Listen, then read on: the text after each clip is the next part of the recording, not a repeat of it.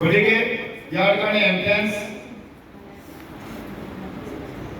হাওড়াঘাট Eklavya model ৰেচিডেন্সিয়েলৰ কাৰণে ইতিমধ্যে হৈ গৈছে ছাত্ৰ ছাত্ৰীসকলৰ কাৰণে আৰু জুলাই মাহত তাৰ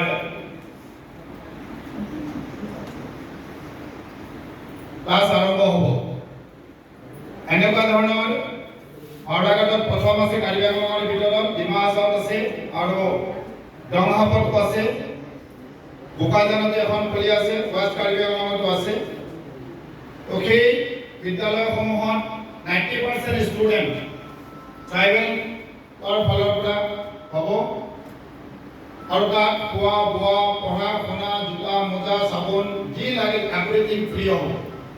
গতিকে আপোনালোকৰ ছাত্ৰ ছাত্ৰীসকলে হাওড়াঘাটত হওক বা দংহাপত হওক এইবিলাক স্কুলত পঢ়িব পাৰিব। তো তাৰ কাৰণে ক্লাছ 6ৰ এন্ট্ৰেন্স এটা পৰীক্ষা হয়, সেই পৰীক্ষাত অৱতীৰ্ণ হ'ব লাগিব। আৰু আমি ক'বলৈ পাই গৌৰৱ